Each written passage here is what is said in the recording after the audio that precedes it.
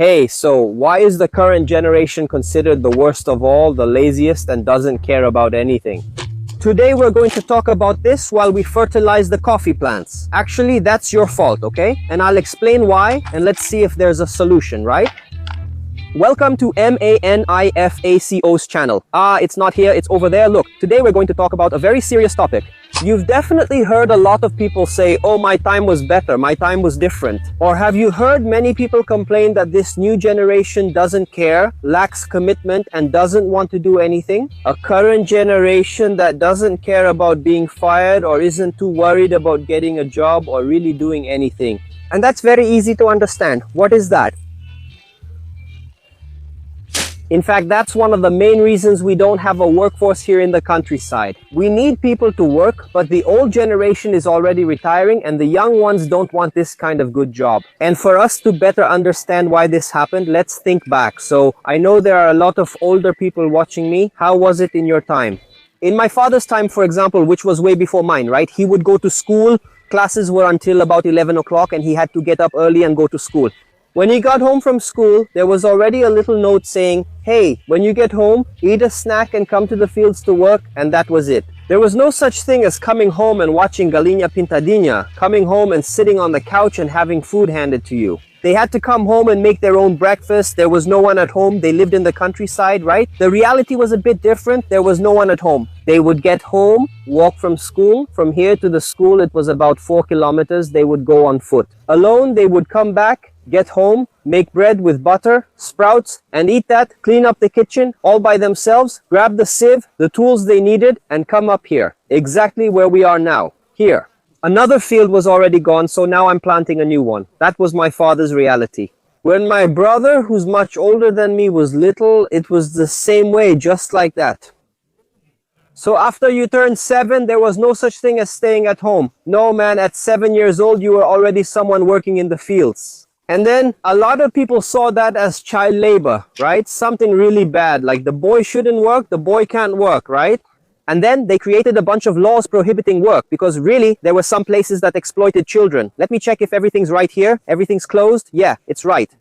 They exploited children, but there were other families that didn't, where the children worked normally. They'd come home from school, go to the fields, do what they could, and then go back home. Do their homework by lamplight, my father says. There was no electricity, no internet, no chat, GPT. They had to figure out their homework on their own because the parents didn't know, so asking them was pointless. My grandfather could read, but he wasn't. He didn't understand all those things they studied at school, you know? So, if you wanted to do something, you had to learn it at school and then do your homework at home. Then, when it was my brother's turn, it was pretty much the same. Actually, there was still no internet, no phone. Classes were the same way, not much changed. When I got home from school, my sister would go to work. She stayed at home taking care of the house. My mother worked outside, and my sister, who was about 7 years old, she had to take care of me. I was just born, only 1 year old, and she had to clean the whole house, take care of everything while my mother worked, because if both of them didn't work, we couldn't survive. So, she was a babysitter and took care of the house at 7 years old. So we can already see a huge difference compared to the current generation. Nowadays, parents treat children who are 7 or 8 years old as if they were babies. But actually, a 7 or 8 year old child can very easily do what I'm doing here. They're not babies anymore. They already have the physical and mental capacity to think, make decisions, and do tasks. But parents nowadays don't have this perspective anymore. And why don't they? It's understandable why this happens because look, most parents of this new generation are people who went through a lot of difficulties just like us. When we were kids, what did they do? They had to work a lot. The family was very poor. From an early age, maybe doing things they didn't want to do, and they never really had the things they wanted. Maybe they wanted to have something they couldn't have because they didn't have money. So, it's a generation of parents who came from a lot of hardship and probably always thought the following. No, when I grow up and have my own job, I'm going to give my kids a better life. That's a very beautiful phrase, but in practice, it's actually very bad. What's the problem? When you talk about giving your kids a better life, it usually means giving them a lot of things when they're not doing anything to earn it. The kid is hungry and a plate of food just shows up in his hands. Oh, the kid made a mess with his toys and the parents go there and clean it up for him. He doesn't have to do anything. The only thing he needs to do is sit, hold the phone and do this with his finger. And that already gives him instant dopamine. Look how easy it is. Our brain is always looking for dopamine, always wanting pleasure, right? And then the only thing he needs to do to feel pleasure is this, just swipe up on the phone. Or on the television, just skip to the next video. And if we notice, man, it's actually interesting. I don't know if you guys have noticed. Look closely. When a child is using a cell phone, watching videos, they can't sit still. It's impressive. Man, she's watching a video here, right? She's watching a video. She doesn't even watch 10 seconds of the video before clicking on the next one. Then the next video opens. She watches about 10 more seconds. Actually, she doesn't even really watch it. While the video loads, she's already searching for the next to click. Why? The brain is somewhat addicted to this. So it's like a drug. The child especially gets even more addicted than we do, and then it's like a drug in their mind. No, I want more dopamine, more pleasure, more of this, more and more. Then she keeps clicking on the next one, staying stuck in this endless cycle. In the end, she didn't watch anything. She didn't learn anything. She was just feeding her brain with that instant pleasure. And this is a very serious thing, really serious. Really, because the child learns that she doesn't need to make an effort to get something. This gets stuck in her mind. Think about it. Back in my time, I still experienced this. My siblings, my father especially. We wanted to play, wanted to have fun. There were times to play. So what did we do? We made our own spinning tops when we didn't get them as gifts. I got a few, but my father never received one and always had to make his own. So he would come up here to work, cut a piece of wood, and take it away with his machete. That's right. A 6 or 7-year-old would do that, using a machete to shape the spinning top, then hammering a small nail in the center until it had the right form. So he had to have skill with that. He had to know how to make it well. Otherwise, the spinning top wouldn't spin. And then it wasn't enough just to make the spinning top. You also had to know how to play with it.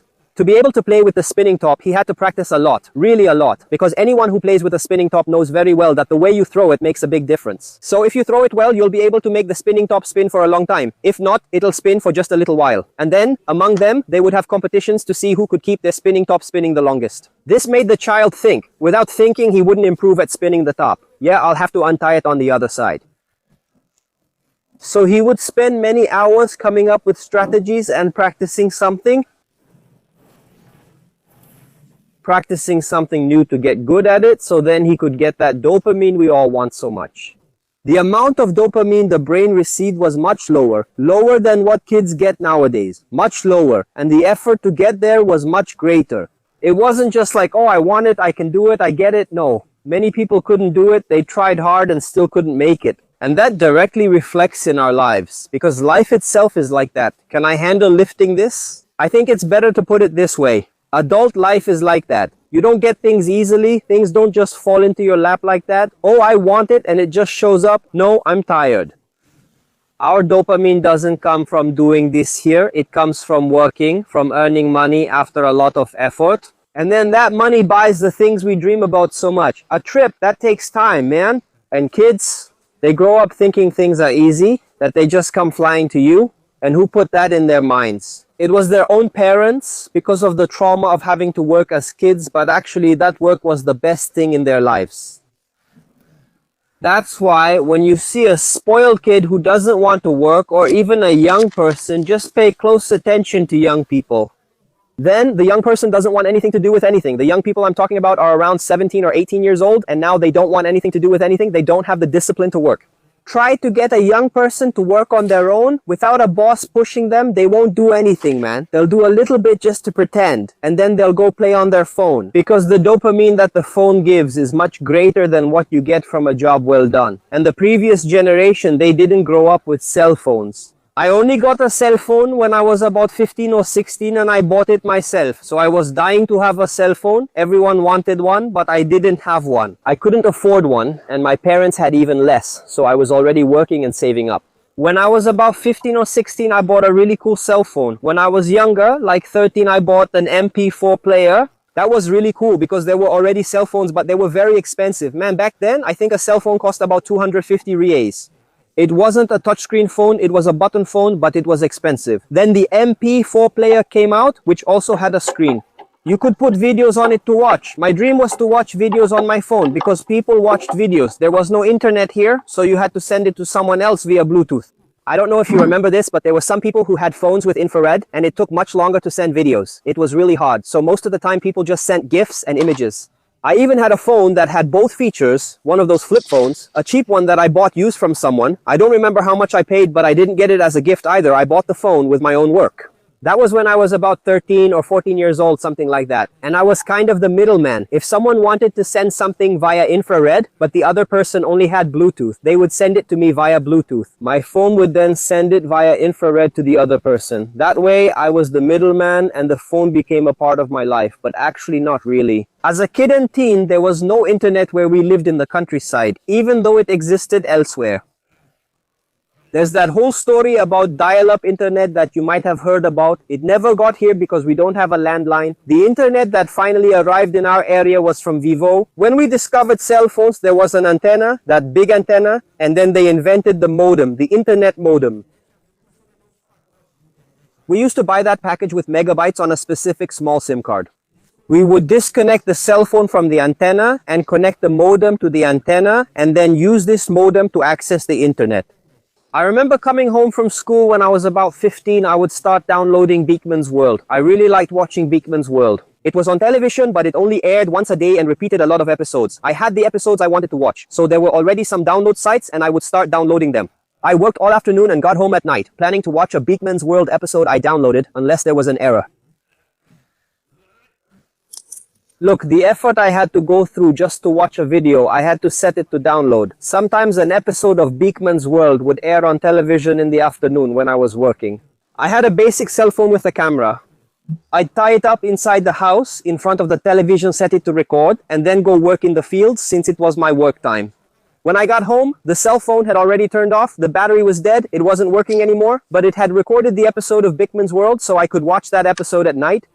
Do you really think I just watched the video for 10 seconds and leave? Of course not, man. Because the amount of work I had to do to be able to record that episode, to watch it, or to download the episode, it was a huge effort. That's why we valued that video so much, because it was a lot of work. Nowadays, it's no work at all. With the internet, kids just click there and have thousands of options. Even for those who used to watch only television, the cartoons. I watched that show because I liked doing the experiments that Beakman did. That was good because it led me to where I am today. Testing experiments with you all, it led me to the college I went to. But even the kids back then, who only watched cartoons on television, didn't have endless options. They just had SBT and Television Cultura. They showed cartoons. Sometimes Television Brazil would show something or another, but they were bad cartoons, so it was hard to enjoy anything. Television Escola would sometimes show something too. And then she had to watch what was on. She couldn't just switch. If she didn't like it, she couldn't just move on to the next one. If she didn't watch that, she wouldn't watch anything at all, and that made them settle for less. Kids are never satisfied with anything these days exactly because they have access to everything. They can have whatever they want, whenever they want. That's it. My father always tells me a story about this. He only had soda at Christmas, and if I'm not mistaken, cake too, something like that.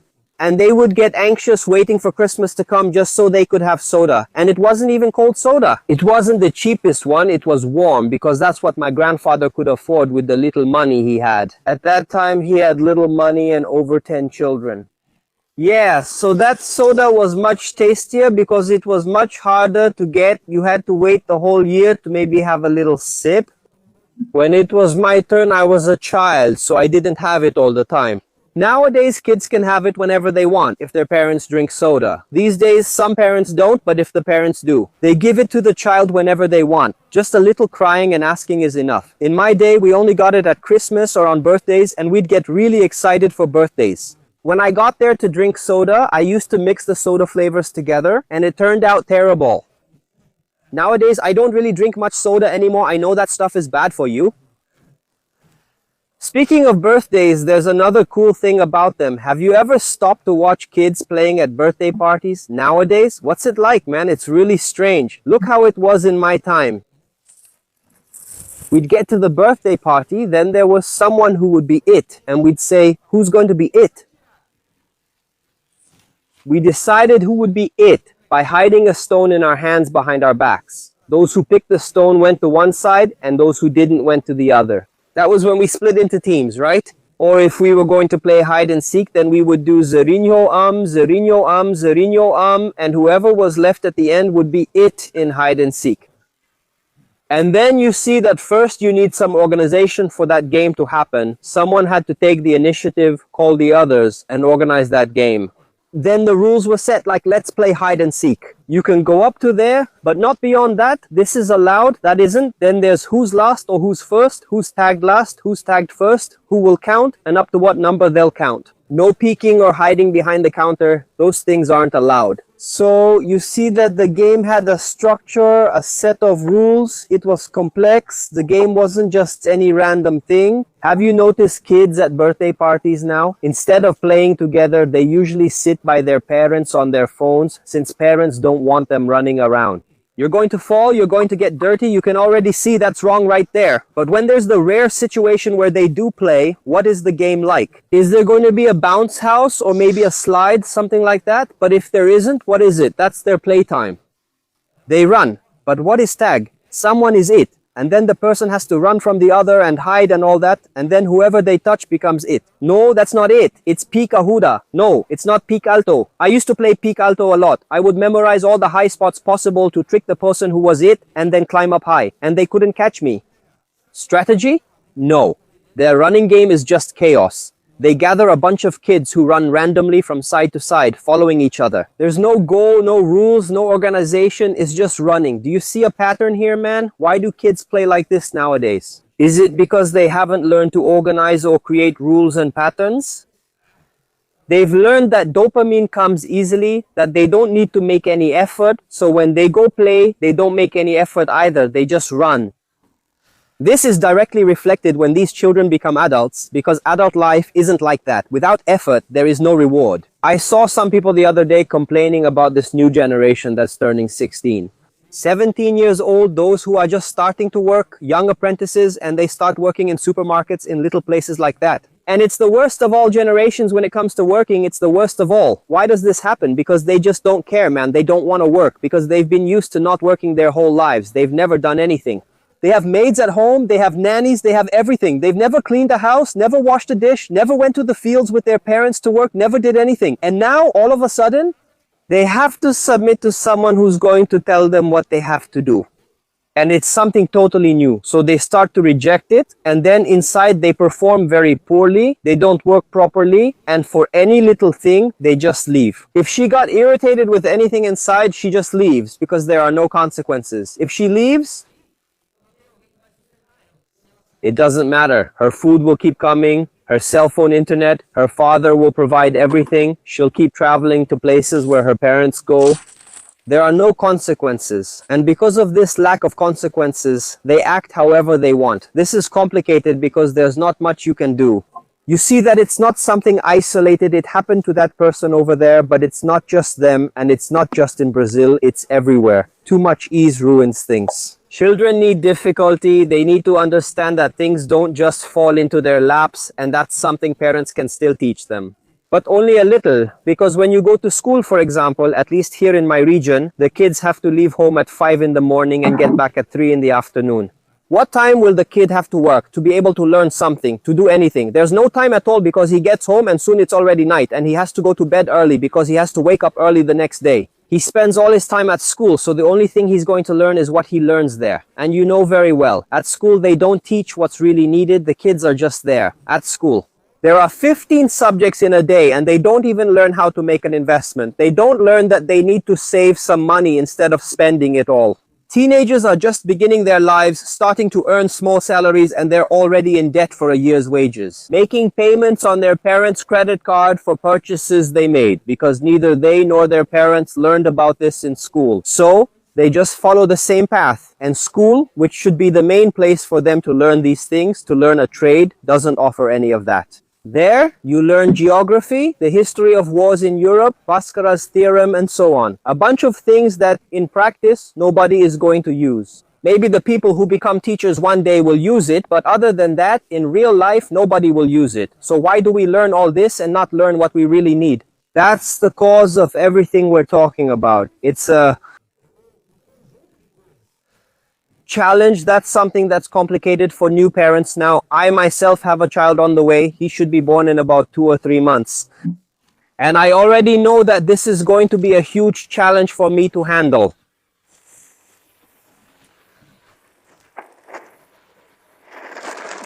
It's not going to be easy at all. I managed to get around this tendency, and we already see some parents trying to do the same. You've likely heard people say they won't give their kids a phone, will keep them off screens, or limit their screen time. Parents saying they won't give their kids sweets so they don't get addicted. So there's already a wave of people realizing that something is wrong and that they need to do something to fix it. That's good, because maybe in the next generation we'll already have a group of different kids, because right now we don't. Everyone is in the same situation. Back then it was something new on the internet and people thought it was a good thing. There really is a lot of good stuff on the internet, but it always comes with the phrase, there's a lot of good stuff on the internet. If you know how to use it but others don't, it doesn't help. It's like credit cards. They're great if you know how to use them, but many don't. They use credit cards to spend money they don't have, to sell their future time. That's the reality. The advice I would give you, I'm not the most qualified guy to give you advice, because I don't have kids yet, my child is still on the way, so I haven't been through any of this. There are probably people here who have much more experience, who know what went wrong, and who can talk to explain it to everyone. But from what I've seen, the main villain is the cell phone, because the cell phone is free dopamine, it's easy and fast dopamine, and it's what makes the child no longer want to do anything. Why do you think there are so many children with psychological problems, children who need to see a psychologist, right? Why is that? Is it because they don't have anything to occupy their minds? Their mind gets dopamine very easily, they don't have to make any effort for it, and then when they start to face life's difficulties, they get upset about it because their whole life was different until suddenly it wasn't. When they reach adolescence, everything shifts. They face new responsibilities and experiences and start getting upset about everything. So, what people have been doing is simply limiting or not giving it at all. Look, you have this time here to watch, and some parents do the following. You can watch, but you're going to watch these things, and it's on television, whatever happens on television. It's much harder for them to keep searching for the next video, constantly moving from one to another. That's not possible with television. You simply watch what's on. Limiting what they can watch is better because you can choose content that teaches them something. It's not that watching itself is something bad, man. Watching Beekman's World was really good for me. I learned so many things there, things I still use today. Even here, the experiments I do in videos, how the universe works, I learned it all on Beekman's World. But that's not going to happen if the kid only watches cartoons, which are just cute little animals moving around and talking. It's not going to happen. That's why we need this filter. We have to think and understand who's making these videos here on YouTube for kids to watch. They're not worried about teaching anything to your child, about educating your child. No. What's their goal? Retention is the same thing I want here in the video to make kids click on the video. So you need to have a good thumbnail, a good start to the video, and do it in a way that makes the child not switch to another video. That's their goal. Their goal isn't to teach anything.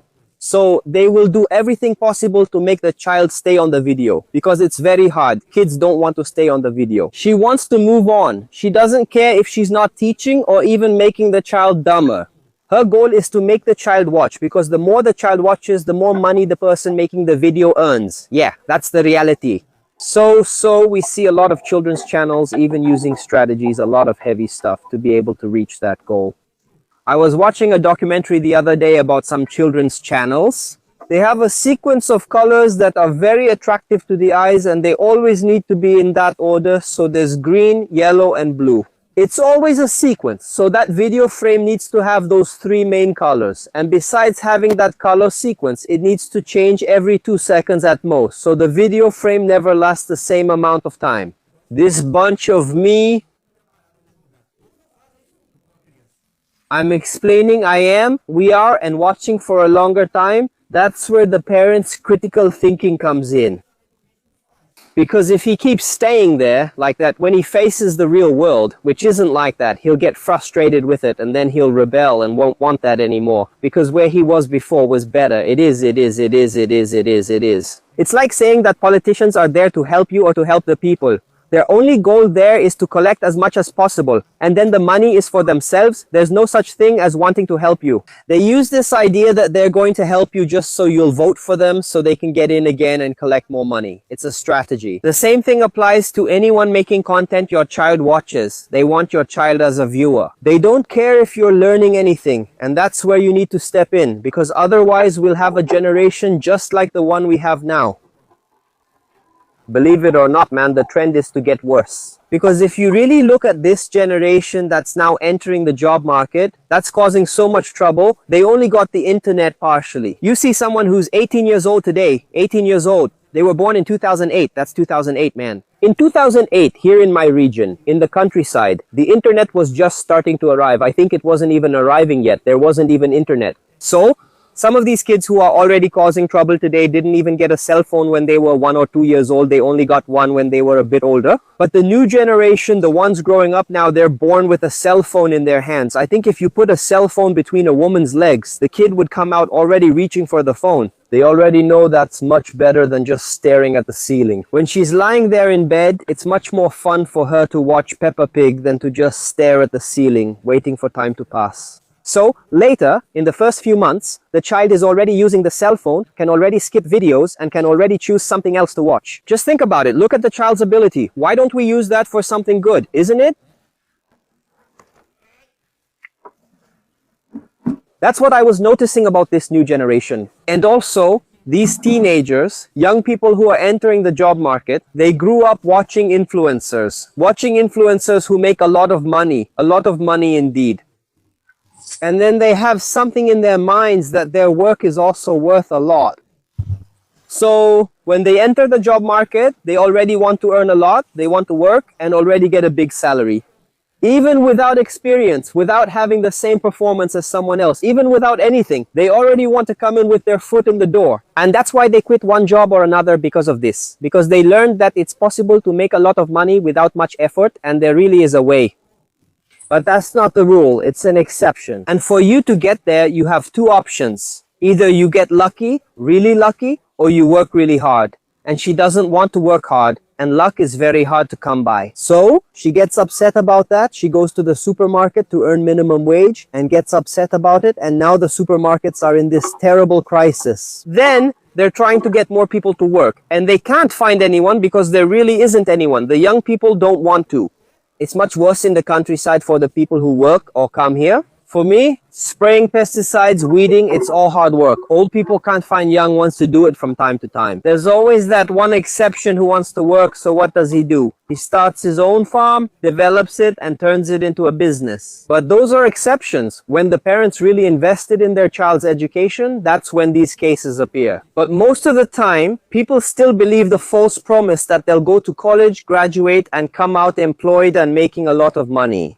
That's another issue. We discussed this in detail in another video where I explain my farm, for anyone who hasn't seen it yet. Later, you can click on my channel and watch the video where I talked about the farm. You can notice that people who work here in the fields earn much more than the guy who went to college, studied for many years, and graduated in something, and now they're the same. A guy going crazy studying for a civil service exam, humiliating himself to get a job somewhere and be hired, while the guy who didn't study at all works well here in the fields and earns much more. The people, for example, who harvest coffee during the season, for about 4 months of the year, which is the coffee harvest, they earn 10,000-20,000 rays a month without any knowledge. But it's hard work, very tiring, and the new generation doesn't want that because they're used to things being easy. They don't want anything that's difficult. I'll be honest with you guys, man, I don't really know if anything is going to change because there are people who are fighting against this trend to try to guide their kids down the right path. But since the kids spend most of the day at school, the time parents can spend with their kids to try to reach this goal is very little. And you know very well that a school friend has much more influence over a child's life than the parents do. He does everything he can to please the cool guy at school, his friend, the popular one, but doing something for his parents is very difficult. So, just imagine if the boy already spends most of his time at school and he still has this tendency to follow his friends' examples, not his parents'. And on top of that, most of his friends are the children of parents who aren't really concerned about what I'm explaining to you. The children of parents who leave their kids abandoned in a corner with a cell phone in their hands all day. Even if there are 1 or 2 whose parents, since childhood, took care of them and tried to make sure their boy didn't act that way, didn't become a nobody, it's very hard for him not to be influenced by the crowd around him, which is much bigger. And that whole huge crowd is still the same way, learning that things just come flying to them and they don't need to make any effort. Man, I don't know. It's not very hard for that to work out in the end, really. the new generation, for them to go back to being committed to work, to caring about others. It's very hard for it to work out, but what can we do? We're involved in this world. We need to do the best we can. Choosing the best place for your children, studying, teaching them properly at home, having the boy work from a young age, teaching them a profession, all of that makes a huge difference. Anyway, the responsibility for this new generation is in the hands of the new parents. So if you're a new parent, you're going to have a child soon. Start planning now how you're going to act from now on, how you're going to raise your children. Don't leave that decision for the heat of the moment, for when things get tough. Talk to your wife or husband about how you're going to raise your child. Because when the kid is screaming and crying, it's very easy to just grab your phone, hand it to him, and he quiets down. He'll learn that and keep repeating it all the time. And if you don't have a plan set, a very clear goal in your mind, you won't be able to do it. Otherwise, you'll just give in and be just another one in the crowd. It's the same thing when preparing him regarding friends, because friends will influence him to do the wrong thing. Seriously, it's really bad. The influences at school are terrible. So many people who studied with me are still addicted to drugs today because of bad influences, because it was school at school, and I was only able to withstand those influences because at home I was warned about this many times, because at home I was raised right.